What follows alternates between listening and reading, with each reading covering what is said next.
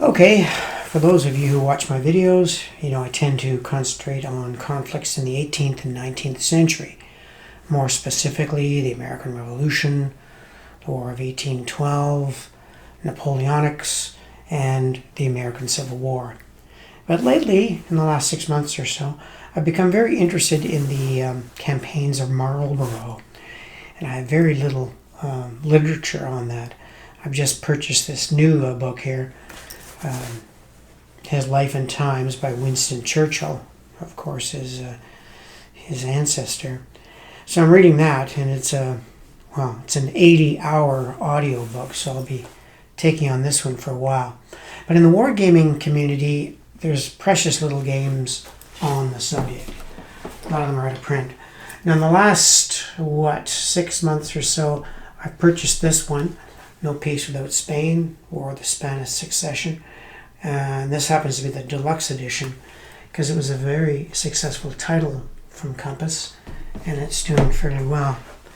But more recently, I purchased this old issue of The Wargamer, which was the game Campaigns of Marlborough. And as you can tell from the title of the video, it was not altogether successful. But let's take a look at this fascinating, flawed game from the past. See what it looks like. So this game is, now 36 years old. It came out in 1987, and it was inside number 61 of the Wargamer. So it has all the limitations of a typical magazine game, and I think that is what hurts this game tremendously. It's really undeveloped. The designers were W.P. Guthrie and Alan Poindexter, and I think they came up with a really neat design. It has so much potential, and this is why I bought it. But alas, it is extremely disappointing to try to play and set up. Let's take a look at the map overall, first of all. It's got a great looking map. Truly beautiful. I'm going to zoom in on it so we can see it more closely. Now I'm having trouble keeping this in focus for some reason, so I'll have to be careful with the camera pans. Anyway, they have a little inset map here, which is used for the setup. I did find it confusing. I finally figured it out, but again, the rules, another big failing of this game. They're just not very well explained. So these inset maps are an aid in setting it up. You've got your siege table here, which is important. And then there's this little key to the colors here. Again, 1702, it says French, here's that color, Allies are that color, 1704, and so on. Except there's no explanation, so I'm not sure what they meant. I finally figured it out. This little line means this gold line here, this line means this line, and I guess this means the colors that show which side France is on, and the rest of the Allies, I guess. It's not really explained, but that must be the way it works. Like I said, I'm not a scholar of this period, so I'm just not used to the sides. So someone who is very versed in the War of the Spanish Succession might have no trouble at all. Now the train key is down here, and this also led to some confusion for me anyway. The national borders. I mean, I need to know that, so it's a little wee dashed line. That's quite clear. But the explanation is rather interesting. These are included for historical value only. For game purposes, consider Lorraine as part of France. Okay, it's almost, they draw them in, and then they sort of say in the next breath they don't really count for anything. Now, Lorraine threw me off at first, too. I guess they mean Alsace-Lorraine. And Lorraine appears to be these three little areas here, not connected, and they are part of France. Okay, got that. Now we're all used to having colors associated with countries. So this dark area really threw me off. Now it says Spanish Netherlands here, and the United Provinces. Here it says the Empire. So when I saw this dark area, I said, well, is that the Spanish Netherlands? Can't really be. Especially with places like Lille in it, and It was very confusing. Then I found out, upon examination, this is in defense of the designers, it is on the turn effects chart.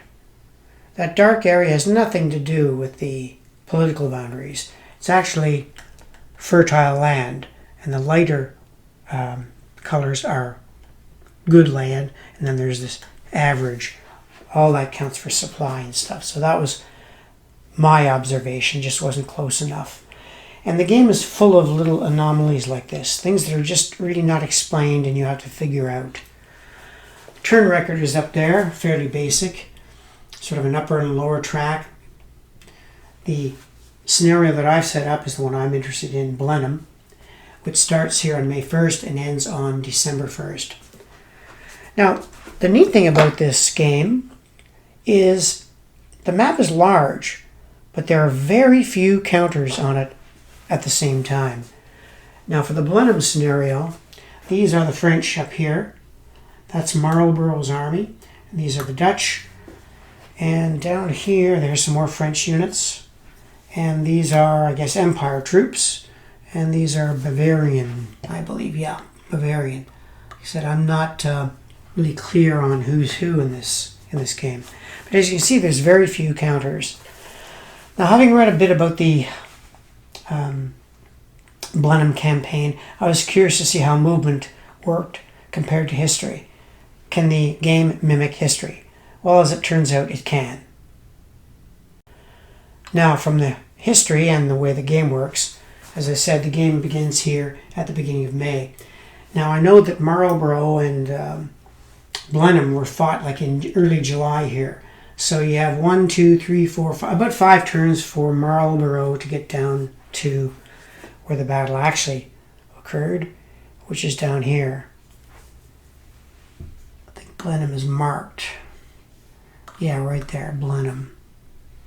So I worked it out by just moving theoretically as many times as I could. Moving factors are about 8. So Marlborough can eventually get down to the area where the battle was fought at Blenheim. So the movement combat system seems to work. So what's wrong with this game then? Well, for one, the setup. Unless you're really familiar with the armies, you're going to have a task setting up the game. Now the game are the old half-inch counters. By today's standards, very, very small. Now to aid in setup, I went on Board Game Geek, and some very enterprising fellows, thank you very much by the way, have made these setup sheets. These do not come with the game. They're in color, and because you have to mark the strength of the armies on these sheets. And somebody else made this kind of chart, very colorful, very helpful by the way. And somebody made this turn record and game notes. So these little player aids are on Board Game Geek, no charge, and they certainly aid in play. Okay, the rules. Now here's where all the trouble begins. Like I said, it has the problems that a lot of magazine games have. We have, I don't know, let's count. 1, 2, 3, 4, 5, 6, 7, 8, 9, 10, 11, say 12 pages of rules, and at least 4 or 5 of them are just the setups. The setups are, well, I guess they're complete, although I had trouble even setting up the Blenheim scenario because I'm not familiar with the armies. So it'll say here, First Army, Villeroy. You find a First Army counter, no trouble. I found Villeroy, no trouble, and found Louvain, J14, by the grid on the map. But some counters I had trouble finding, and I didn't know the colors of them. Yes, there's a description of the colors here, I know, over here. And there's this very inadequate counter display. How is it inadequate? Well, it says other leaders. Okay, that's the little counters there with the man on the horse. Got that. These little counters with the 2 troops are detachments. Got that.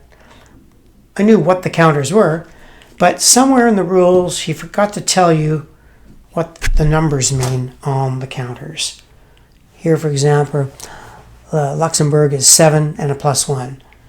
Nowhere does it say what these numbers mean. Now, I figured it out that the +1 actually is the combat die roll modifiers. And only when I began to play the game did I realize that the 7 is actually directly related to this initiative table way up here. This is how you roll for leaders. You roll 2 dice, and if the leader gets the initiative, they can move. Well, that's all well and good, but it would have been nice to have them in the rules. And that's what the failing of this game really is. It just needed more proofreading and development. I haven't really tried the combat system. From observations, looking at the tables, they make sense. Sieges are quite important, as they were at this time. And the objective of this game is not really battle, because you're going to find out there's a lot of exchanges. It's hard to get a decisive victory, which is okay. The rules are in this paragraph form. There are cases, but it's fine print, and you're going to find yourself having a hard time looking up something if you want to find something specific. That's the main thing wrong with the rules. It really needs further development. Let's take a closer look at this map. As you can see, it's quite beautiful. I mean, it's really a work of art. I almost could put this on the wall and hang it up. Here you have these gold fortifications, which in the game are called first-class fortresses. Secondary fortresses are here, of course, with varying numbers for points, things like that. These little entrenchment things are in the game are called fortified lines, and you can have these strong points, which use these symbols here. Like I said, they have the old half-inch counters, very small by today's standards. I virtually need tweezers to pick them up. There's some very bad color choices here. Now, I've got a glaring light on these so you can see them, but those are the Dutch. But the black on top of this, dark green is extremely hard to see. You've got these siege counters, show the little cohorn mortars, and the other side are sort of control markers. There's nothing really special about the counters. They're functional. These are these detachment counters, which I showed earlier. And here's what an army counter looks like. It's only a personal preference thing, but I would have chosen the army counter with the 2 soldiers and a detachment as a single soldier, but that's neither here nor there. Again, the background, you can see the fields here, which is very fertile land, and this lovely depiction of fields here, which is good foraging areas, and then these average foraging areas. And there's the leader activation table that I was describing to you before. Again, a closer look at the siege table. So my guess is this game mechanically works fairly well. It's just that I have not really got to that point. Now, I've been discussing with a friend I met down in the Compass Expo, Tony Pergolesi, who knows the period a lot better than I do. And I think we've come to the same conclusion, that this game, though very beautiful, is just like a flawed masterpiece.